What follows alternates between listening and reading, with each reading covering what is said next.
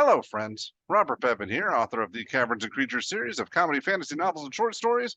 With me is Sam West, and today we're talking about the feat Inspiring Leader. There you Huzzah! go. It's I'm like, inspired. yeah, thank you. I'm a very inspirational person. This is a feat with a prerequisite for some reason, and that prerequisite is you have the charisma of 13 or higher, which, I get on a thematic level, but, for what it gives you mechanically, I don't think prerequisites are needed for this. In any case, you can spend 10 minutes inspiring your companions, shoring up their resolve to fight. When you do so, choose up to 6 friendly creatures, which can include yourself, within 30 feet of you, who can see and hear you, and who can understand you. Each creature can gain temporary hit points. That is optional.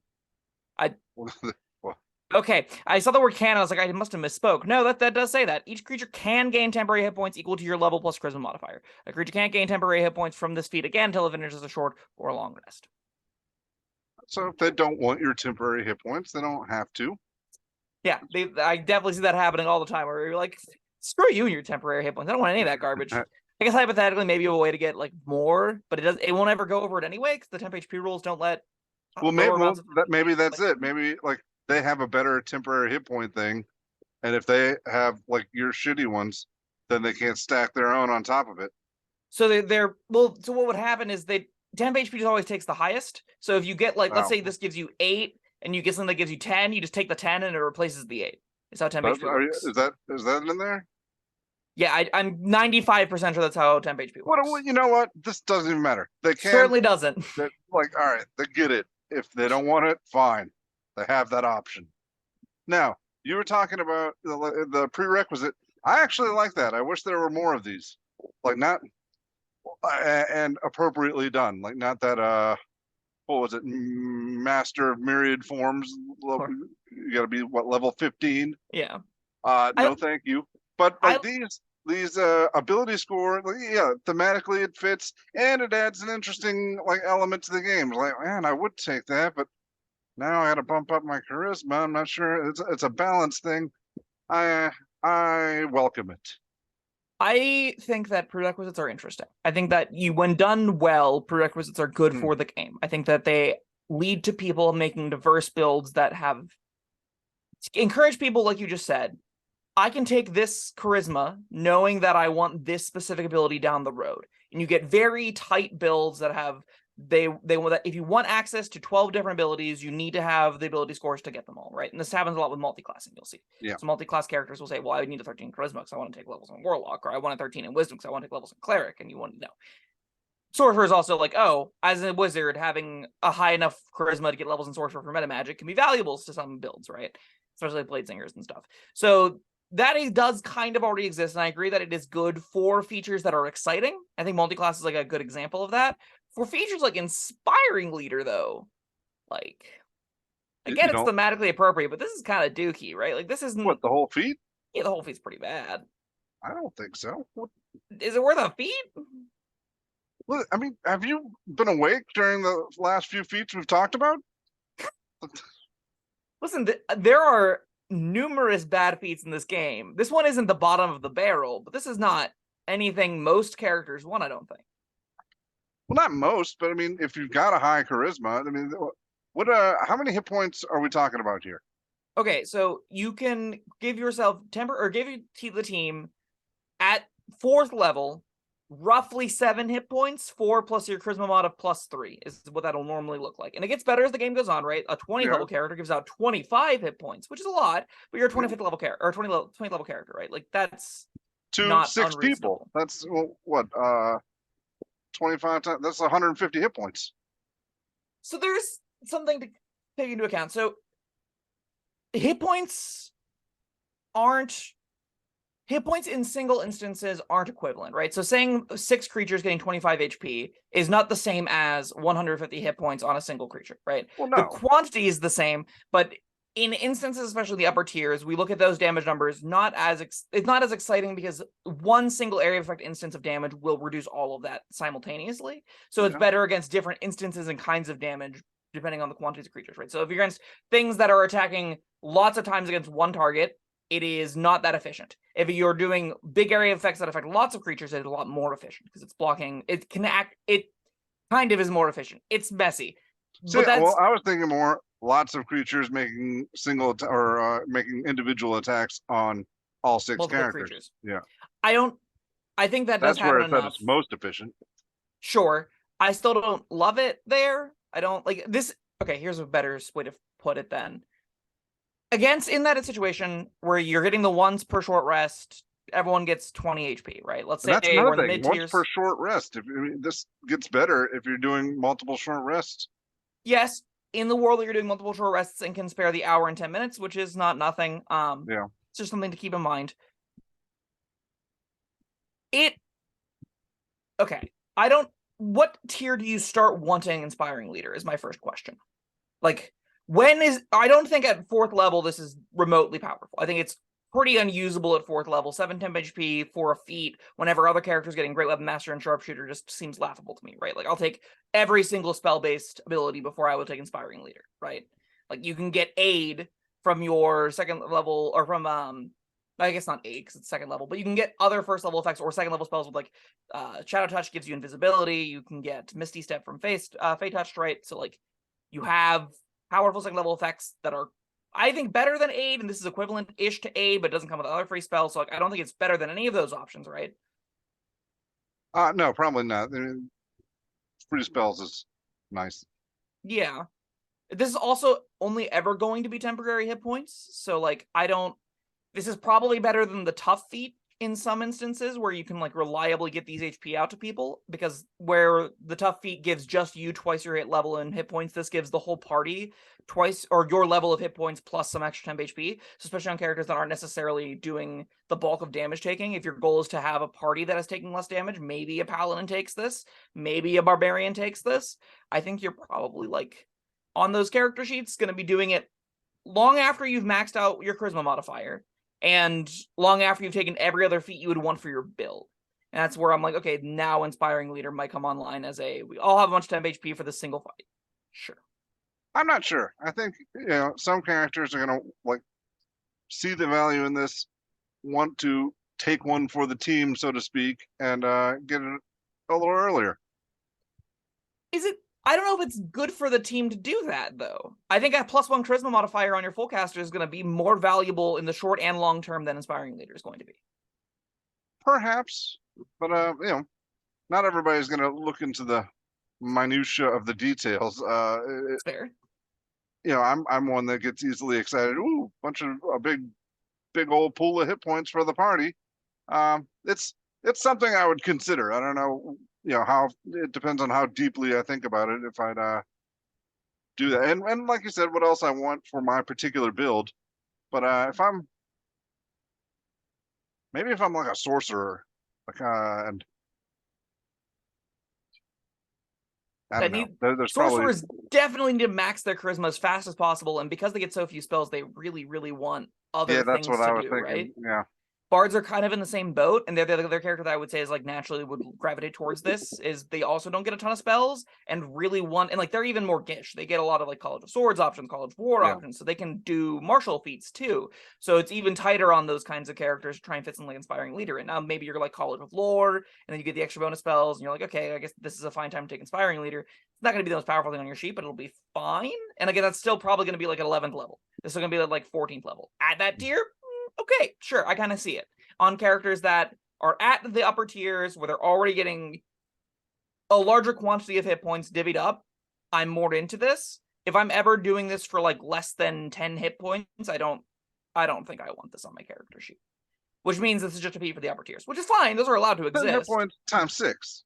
I mean, that counts. It's 10 hit points over 6 creatures sometimes. It does depend on party size as well. There'll be party sizes of 4 very often. There's party sizes of 3 in some cases, party sizes of 5. So like, it's not given that you're getting all the hit points from it. Your party composition does matter. There's also the consideration, right, where you have to stake out time to use it. And I know that doesn't sound like it's a high bar to pass. I have seen this feat in the table a lot. And taking out the time and moments to do I give an inspiring speech with Inspiring Leader does, in some groups, really add a hurdle to it. There'll be many encounters where you'll be playing a bard in the upper tiers. You took this 3 levels ago. You've been doing it somewhat regularly, but you start to do other more powerful and exciting stuff, and it kind of falls by the wayside as like it hasn't really mattered all that much, or we haven't noticed it mattering all that much, so you don't necessarily think to use it, which makes it kind of then something you have to be really on top of to get the value out of. It's not necessarily to this feat's fault, but that is a downside to having a once per short rest kind of, all right, we need 10 minutes, I'm going to take 10 minutes, everyone gather around, I'm going to give a speech. And in a role-playing game that's, high octane, people running around wanting to do all the things, all the nonsense, blow crap up with their explosive fireworks and stuff, that kind of ability, which is everyone sit still for 10 minutes while I tell you a story, isn't a perfect fit for a lot of groups, or a perfect fit for a lot of characters even. Well, I mean, all right, so how long does a short rest last? An hour. So this is like an hour and 10-minute short rest. That's what you can kind of. Is it? Because I mean, is this like, is giving a speech, hard, laborious work? Does that Maybe. not count as part of your short rest? If the rules were clearer, they would tell us. I actually don't think it really matters. I think an hour and 10 minutes are roughly the same. So like, in you're either case, the one making a big deal out of this. Oh, I'm saying that there will be genuinely some people that don't think to use it or don't want to bog the table down by using it, even if they're doing it incorporated as part of a short rest, even if they're doing it slightly after a short rest, if they're in the middle of a dungeon or whatever, if they're in X, Y, or Z places. It's not going to be an every kind of player problem, right? But I've seen this happen on 3 different players, so like I would say maybe it's just anecdotally I've played with people that aren't hyper engaged in a specific build, but in the people that are hyper engaged in a specific build and trying to get a character to do something don't tend to take inspiring leader because it doesn't really fit on their character sheet, right? There's not enough room for it. So if it's in a casual group, I don't think it does all that much work that well. If it's on a really like geared for optimization group, I just don't think there's room on most character sheets to put this thing. All right, well, 2 things. You were talking about it bogging things down. I mean, there's 2 different ways you can play it. If like you just say, all right, I use inspiring leader, and the DM says, okay, everybody's got 10 hit points. Great. Yeah. You don't take this feat with that in mind, do you? I don't know. I mean, if you just want it for the utility, fine. But yeah, the other way is you you actually role play it. You make the speech. Yeah, that could bog things down if the other players are rolling their eyes. Oh, we're gonna listen to this shit again. And like I've seen that happen 3 or 4 times, right? Where the player will get inspiring leader, be excited about it. They'll be like, before we go into the big bad, I'm gonna inspiring leader, y'all. So it's the other thing to consider about whenever talking about it not getting used. One of the reasons is people tend to want to save it for the most exciting fight, like a potion. And then if that never comes, they just don't use it between rests. You don't just use it off cooldown, but you say, for the first few fights, we might not need it, but we're gonna want it as a little extra padding whenever we're going into the last fight. It's not a limited resource. Correct. I acknowledge that. It isn't necessarily strategically correct to do so. Normally, you just stick it on and let it happen. But it does compete with other temp HP. If other people have other forms of temp HP, like aid they're giving out and stuff like that, this does compete with it, in which case you would then want to consider staggering its use. Well, still, if somebody else is giving out aid, and that covers 5 of the 6 in your group or whatever aid does, I mean, why would you just not do this for the extra guy? Like for the I'm 6. Sorry, aid is a bad example because aid gives HP maximum. I should a different temp HP effect. What's the hero's feast? Something else that gives temp HP. Whatever. Yeah. If 5 out of your 6 party members have this effect upon them and one doesn't, why not just inspiring leader that last guy? Because you can save it, and everyone loses the temp HP from the other effect. You can then use it over 10 minutes to give everyone the temp HP, right? And then you're not wasting anything. Because it taking 10 minutes doesn't necessarily mean it has to be baked into the short rest. It can be. And notably, you can't use it during a short rest because it says it lasts until you finish a short or long rest. So if can't get temp HP away again until you finish short. Never mind. You can use it as part of short rest. Sorry, there's a lot of small little minutia things here. Yeah. People do tend to try and use this prior to a big event for the reasons that I talked about. Again, they're not necessarily always valid reasons, but it does lead to this being kind of clunky. I'm not sold. I haven't ever seen this do something so powerful that I was like, this was really, really great. Sometimes it feels like some extra padding HP on everybody, and that's fine. Other times gets middling use whenever it does come up. 2 players weren't going to come close to going down in that fight anyways. The 10 HP barely matters, and for the couple characters that do still end up going down, it was a small amount of extra padding from the 4 attack dragon around. I mean, And there's no denying it is padding. Yes, it's absolutely Whether padding. or not it's meaningful padding, I don't know. And not only is it meaningful padding, but is even meaningful padding worth a feat, right? Yeah. That is where I'm kind of like, I don't think so. It's just kind of. I mean, sounds like a lot of the argument you're making is just it's not worth it because people forget to use it. I can't fault the feat for that. Sure, that is one of my arguments. I would argue that is where it fits at lower power tables. We can table that for now. Let's say people do remember and use this correctly all the time, right? You always use this with no other 10 HP considerations, every single short rest to maximize the efficiency of it, right? Agnostic of when a fight happens, you've given out Inspiring Leader. I don't know what character she'd still put this on it. I don't know what characters still want Inspiring Leader on their build whenever there's so many more important options to have at your disposal. Especially if we're looking at multi-class builds that are feat starved, like I don't see that happening at all. Oh no, there are better feats, and feats are kind of precious, especially for people that are building toward specific things.